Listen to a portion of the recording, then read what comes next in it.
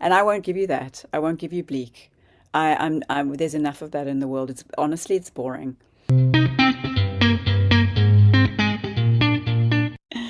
I am absolutely thrilled to be speaking today with Nat Boltt, the writer director of Holy Days. Nat, thank you so much for the time. I really appreciate it. Oh, it's lovely to be here.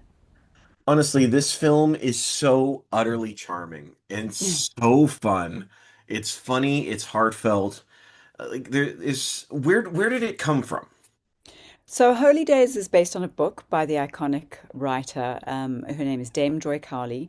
She is adored in New Zealand, but she's even more adored in the States. So, yeah, she and I developed a friendship when I made a short film, my first short film of her very famous short story, The Silk, which is online if people want to watch it on my website. And it did really, really well. And she loved it so much that she said, "Well, why don't you make a feature film of this novel?" And shoved Holy Days into my hands, kind of thing. And I kind of went, "Ooh, this is an interesting and odd story." Three nuns on the road, and I read her other novels, and she said, it's the most visual, and I agreed, it is the most visual because it travels through 1970s New Zealand, and everybody loves New Zealand and everybody loves a road trip. And we both started talking about adventures and our favorite films. And one of my absolute favorite films is Stand By Me. And she agreed. We both went, "Oh, Stand By Me," and even though Stand By Me is, it's different in many senses, we wanted this coming of age feeling that you get in Holy Days. And it's not just the little boy played by Elijah Tamati, who is Brian, the lead boy, but it's a coming of age in a way for the ladies as well, who are, older nuns, and they've just been in their safe zone, their comfort zone, in their little convent in a tiny town away from the world, and they are forced into the world. And I think that's what you have in common with these sorts of adventure stories, like Stand By Me, where something happens and you're forced into a journey, and by the time you return, you've completely changed, and I love that.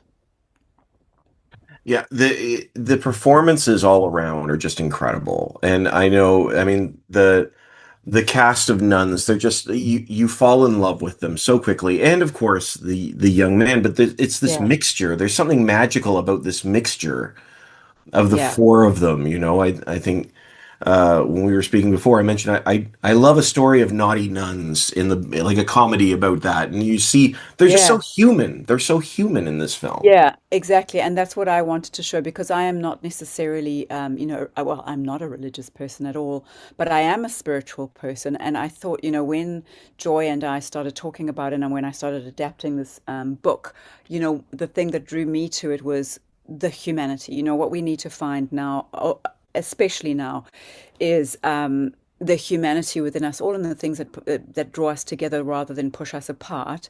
And even though this film was many years in the making, I think it's come out at the absolute perfect time, because it couldn't be a more stressful time. It couldn't be a more conflicted world. It couldn't be a worse time of just stress and enforced weaponization and war and all the terrible things, no, that nobody with a heart wants, and that nobody who cares for this planet wants. And yet here we are. And so I'm very, very proud that this is an antidote to that. And so you take these very unlikely characters in the forms of three nuns who are each their very own person. They're very different characters, as we are as human beings. And you put them in a little tiny ancient station wagon with a Maori kid who's, a fraction of their age. And you go, okay, so can we take the audience on a journey with them to go, hey, there's friendship everywhere. You can find something good and something relatable in every single person that you meet. And that is what's important. It's not the other stuff. It's not the things that we don't have in common. I absolutely. And one of the things, that unfortunately we do all have in common, I know it's a very lighthearted film though, is this concept of grief. Hmm. And that is so prevalent in this film, especially told through, oh, I forget, I'm sorry, the young man character. Oh, Brian. Brian's journey. And I thought that was so interesting of telling the story through the eyes of the child and dealing with grief. I was wondering what inspired that perspective and what was that experience? What did you learn about grief by helping that? Yeah, I mean, it's been really interesting with the film coming out and how much adoration it's had. And then there's like the polar opposite of people who don't get it at all. They just don't get it. And for me, I kind of look at their reviews and I look at the people who write them and I go, you've lost your playfulness. You are not in touch with your inner child. And I mean, I don't say that in a foo-foo kind of way. I say that there is a tragedy that happens when adults completely disconnect from the things that they found magical as children, and the things in my case that I still find magical as an adult. I am an optimist, and I believe that there is magic in the world, and I believe in human beings, and I believe in good endings, even if the endings aren't perfect, because they never are. And so I wanted to tell the story through the eyes of a little boy who is grieving. His mother has died, the worst thing that can happen to a child, and yet he is full of hope. Mm. And so I told it from the perspective of the little boy, which is different to the book. I shifted the screenplay so that we as the audience can enter into the world hopeful and enter into this journey hopeful, um, and still have a sense of magic, that there are things Mm. out there that are mysterious that we don't know, and the world is a really big and interesting place, and full of potential. I think that's a really good word. And so that in all the people who have absolutely adored this film, maybe yourself included, it sparks that hope again. And we go, Mm. yeah, maybe if we get together and we talk about it and we have this shared experience and then we have a really good laugh and maybe a bit of a cry, we come out of this film feeling like something's been reignited in us, and we didn't want our little person to die. We didn't want the inner child in us to be silenced, because otherwise it's all death and taxes. Otherwise it's bad news every day, and it's the drudgery of routine, and it's all the adulting that we don't like. Nobody likes to adult. So, as I make my films, I hope I develop an audience that goes, "Oh, Nat's doing something crazy again." And Nat's gonna like pull us gently by the hand and say, "Hey, do you want to come and have some fun? Like let's try this. It might work, it might not. You might like it, you might not, but at least it's different to your everyday, of going to the office and answering emails and paying bills. We don't want to do that. These are systems that have been forced onto us." So hopefully that answers your question. The perspective of the little boy is, yes, the little boy, but it's also all of us. I love that. I love that. I wondered about this too. Is that what inspired the animation? Because there's these fascinating little animation snippets that just sort of are there. They don't they're just they seem important. They are important, Yeah. yes. So early on in the process, I haven't actually shared this. When I first adapted the book and I started pitching it, there was a producer who said to me, this is a really interesting and unique story. I think this really would do well with a visual point of difference. Find something that really sort of sets this film apart, because it's so unique anyway. It's not a predictable, stock formulaic film, and that really spoke to me. And in the silk, I had used a little bit of magical realism, a tiny bit of compositing and VFX to create a world where one of the characters is passing over to the other side. So similar theme. And so I thought, okay, great. That's all I needed, was that encouragement to go find something that people will connect to, and then they'll also remember the film. That's the film with the stop motion, or that's the film with that interesting world that came to life. And so, I've always loved stop motion. And I actually quite like the sort of the old school stop motion, where it is a little juddery and it is a little You know, it is a little Yes. handmade. Because if stop motion is too good, you start suspecting that it's just VFX or that it's just AI, you know?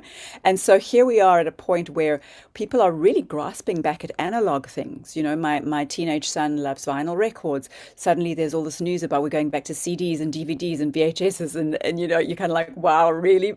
But also not that surprised because the world is speeding up too fast, and I think we're all just going, you know, we don't want too much. Well, we don't want AI that's going to just replace the magic of humanity once again. And so with the stop motion, um, there we were very lucky because we were allowed to use in Christchurch in New Zealand the facilities of Canterbury University and a studio called Koawa, which had just opened its cutting edge facilities, and they allowed us to shoot all of our interior car scenes there. And you know, in return, we were also we were training up some of their students, and one of the students came forward and said, it feels like you've got this sort of miniature world in your script. Did you want to do some stop motion? And I kind of went, yeah, but you know, stop motion is really difficult and time consuming and would require a whole other creation of a world. And he said, well, I could do it. I could do it kind of easily. And you've already created Brian's, you know, little train track town. So what if we extended it? And luckily, the production allowed for that. And so we had these fantastic the art department that then started creating the world, an extension of the little train track world, you know, the toy train world. So it became, you know, kind of almost half the size of my room, my bedroom, and we it was a world that we could put a camera through. You know, you do it one click at a time, and in that way we could show Brian on his bike, we could show his hometown, we could show crossing over on the ferry, and all of it in the stop motion world. Um, and and then I could do the transition into the stop motion world as Brian looks into his snow globe, and the warp of that lens takes us into his mind. And you know, it seems people to sort of often it's very subtle. People don't pick it up, but they don't mind it. You know, they kind of go, it seems so fluid and integrated. And you know, this is months and years of discussion and planning and trying to figure out how to do that. And I was just very lucky that we had Ty Jepson and Chris Reddington and John Harding who created this world that we could live in and live out our you know live out our toy fantasies in. Well, it speaks to the innocence of the world on a Mm, number of levels, and I love stop motion animation. I wish yeah. we had more of it, but it does bring that to life. Yeah. I know we're. Oh, sorry. Were you gonna say? And I was just going to say, you know, one director whose movies I love, and I love the humor as well. You know, like Taika Waititi. When I first watched Yes. his first film, Eagle versus Shark, they had a little bit of stop motion. And if people haven't seen Eagle versus Shark, you should check it out because it's interesting to see the progression of him as a writer director. Um, and Eagle versus Shark had a little bit of stop motion where an apple gets eaten into an apple core and then sort of thrown into a river. And instantly, that's what I remember about the film. Or it makes me remember the whole rest of the film because I had that little thing that I was like, wow, that's quirky. And I heard that, you know, in the editing of that film, that they had actually cut out a whole lot of stop motion. And for me, when you watch the film, it's sorely missing. You know, you're like, where's the rest of it? There's only two little areas, and it should be peppered throughout the film because it draws you through. And so that's what I wanted to keep was, you know, and in other films, Taika, for instance, in Boy, he animates the little boy's scribbles in his book, and then the that becomes animated kind of drawings, and it's so sweet. And again, it expresses the best that a child can do to express their fears or their, you know, anxieties and their joy. And so that is also a part of what I just utterly connect to and wanted to do my version of. I want to going back to the discussion on grief we were having before. One of the things that I love about this film, and I don't want to say too much, but there's a comment made that death is a miracle. Mm, And I would love to hear about the thought behind this line, what it means to you. Well, the where that came from. So I've always had a fascination with death. I mean, as we kind of all do, whether we admit it or not, because it happens to all of us, and nobody really wants to die. Um, and and I think that's also what connected Joy and I, the author, together. And Joy Cowley has written her memoirs, and in her memoirs she talks about this near-death experience that she had, where it was a suicide attempt, and she was revived.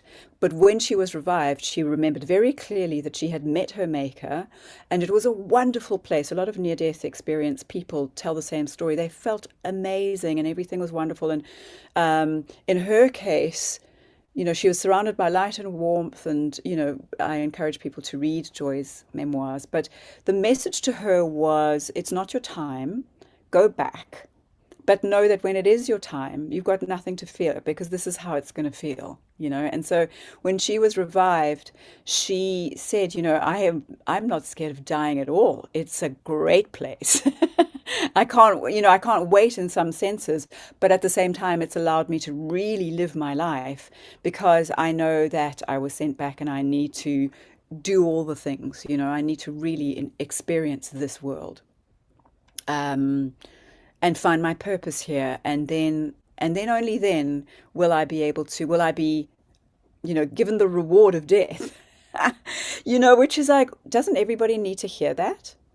That not only we can get through this life, and there are all these things that are difficult. Life is often very hard, but that rather than the final full stop being something awful and sad, that actually it's a celebration, that is like, you know, the shining light at the top of the hill, or the trophy of love and joy and feeling safe. Like, what if we just flipped that on its lid, the Western fear that we just all try to cut out as if it didn't exist.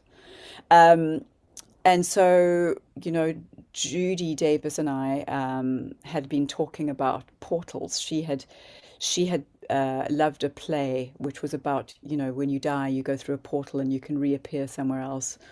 Um, and so we actually, I took on board what she said, and I rewrote the final scene to be this discussion between her and Brian. And people adore that scene. It was really lucky. It felt like I was sort of given a gift. I felt quite inspired, and I wrote that final scene very quickly. Yeah, and it was about journeys, and how journeys are not to be feared, and that they are the final miracle. And maybe that's something for people to think about, because we're gonna, we all have to face it at some point. Some of us are facing it right now. Some of us are living in grief because of the loss of people.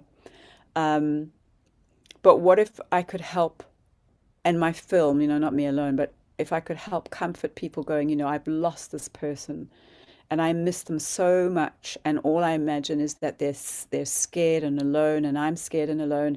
And what if you're actually, what if somebody gave you that gift and went, they're not scared or alone. They're actually fine. And you are allowed to let go, and you are allowed to enjoy your own life while you're here, because they're experiencing that. Wouldn't you want that? Yeah. I see. This is one of the things I love about this film. This actually is the reason I love this film, other than the fact it's funny, is that even though it's dealing with grief and loss and death, this is a film about life, Yeah. and it's about finding that joy in life. It is so filled with love. Yeah. You can feel that from the outside. Thank you. I'm so happy to hear that. Yeah, and like I say, when I read reviews where people don't get it at all, I kind of just feel saddened, because people aren't, and it's very few people, but the ones who don't get it, I think, oh, they really are disconnected from that. They're looking for something bleak, you know. Um, and I won't give you that. I won't give you bleak. There's enough of that in the world. It's honestly, it's boring. And so, one of the first mentors that I had as a writer, he said to me, anger is the easiest emotion to write. It's the easiest story to tell. And so people tend to have their first film will be, violent. There'll be gangs, drugs, crime, you know. Easy to write that. And then try write something that's vulnerable and that's delicate and that expresses something that we actually all share, but we aren't quite sure how to express, and love and warmth, friendship, community. These are not boring subjects. Just really difficult to convey. Yeah, and a lot of times when people want to be, quote, real, excuse Yeah. me, Bless you. excuse me, The real, sneeze of truth. the sneeze of truth. When people want to be real, they sit in that darkness. But that's what I mean, is this film feels very real. These feel like real people. They're Yeah. dealing with real situations, and yet it's still filled with joy. And Yeah, yeah, and that's, every day you should be able to go, this is a great day. Or yeah, this moment that I just had a laugh with somebody, or we shared like a little moment, like we're doing now. You should be able to reflect on that at the end of the day and go, that was really cool. I liked that. I liked today. I liked me in that moment. I liked you in that moment. And people don't say that enough. They don't say thank you or wow, that was cool. They don't say that enough. We kind of bond over moaning and complaining and isn't the world so unfair? But then what you get is more of that. You get more dark, get more gray. And that's also, I'll talk a little bit about, I was born in South Africa, and I lived through the apartheid years where things were horrific. And then when Nelson Mandela came out of prison, and I was very blessed to be part of a country that completely transformed, I started to notice, his effect on people. Someone who was in jail for 27 years and came out positive, you know, the Nelson Mandela effect, like those are the leaders that we need who go, there should be no violence, there should be no crime. Do not express it like that. I don't want you to. And so a country that was expected to go into civil war didn't, because you had this incredible leader who led with grace and vision and just said, I mean, any quote that you'll find from Nelson Mandela is about a heightened state of being, and not allowing yourself to drop down into the violence of your lower self, which is too easy. We can all go down. How about we try and raise up? And so I was witness to that, and it was around that time that I just went, you know what, I'm not listening to the news anymore because it's bad news. Um, I don't want to see awful headlines. I don't want to have the joy and the lightness and the playfulness that is me to be tainted every day and brought down with this heaviness. And that's my philosophy, and I invite people to come with me. uh, I have no words. I love that. I love that, Nat. Thank you. Nat, honestly, Holy Days is so special. It is so fun. And it is this. Everything you're describing applies to this film. And people can find it in theaters now. Yes, it's in Is that theaters now in New Zealand, in Canada, and in the States. So yes, please do go and support it, and just support the good stuff, support the light. And I was also thinking I would love people to just rate it on a platform like IMDb or Letterboxd. It really will keep it in theaters longer for people to enjoy on the big screen, and it really will help support the fact that we like good too. yes. We're good at, and we're appreciative of the happy stuff, and the feel good stuff, not just the bleak violent stuff. We yeah, there's a place for it, but we need more than it. Yeah, we And need to balance it out. It's balance. unbalanced right now. Yeah, so if you could rate us, that would be wonderful. Nat, thank Great you so holy day. much.